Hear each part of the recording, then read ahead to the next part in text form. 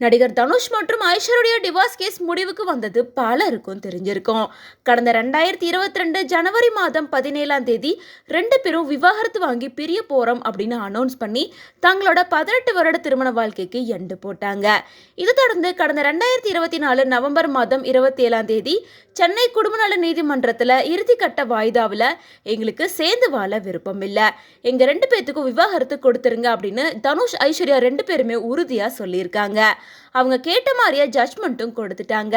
கிட்டத்தட்ட 2 வருஷம் 10 மாதங்கள் நடந்த இந்த வழக்குக்கு நடுவில் எத்தனையோ தடவை குடும்ப நண்பர்கள், நெருங்கிய சொந்தங்கள் அப்படின்னு எல்லாரோட முயற்சிகளும் தோல்வியிலே தான் முடிஞ்சுது.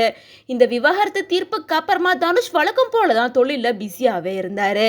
தன்னோட அக்கா மகனை வச்சு நிலவுக்கு என் மேல் ஏனடி கோவம் அப்படின்ற படத்தை எடுத்து சில நாட்களுக்கு முன்னாடி தான் ரிலீஸ் பண்ணியிருந்தாரு. ஆனா இந்த படம் எதிர்பார்த்த அளவுக்கு வெற்றியை கொடுக்கல.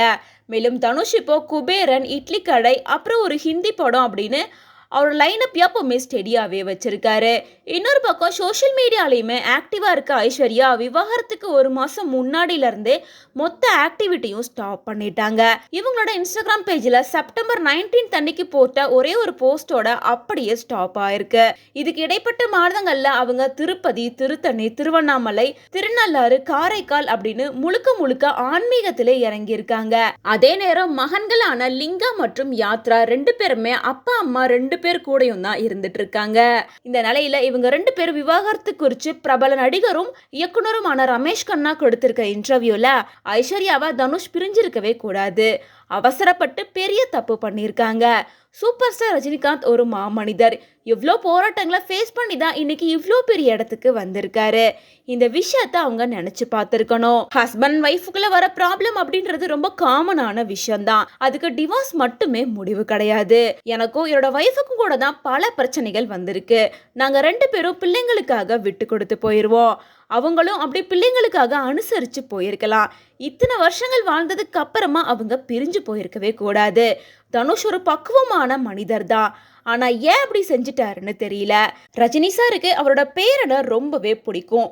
அண்ணாத்த படத்தை பார்த்துட்டு தாத்தா தாத்தா அப்படின்னு தாங்கிட்டே இருந்ததா அவரே சொல்லியிருக்காரு.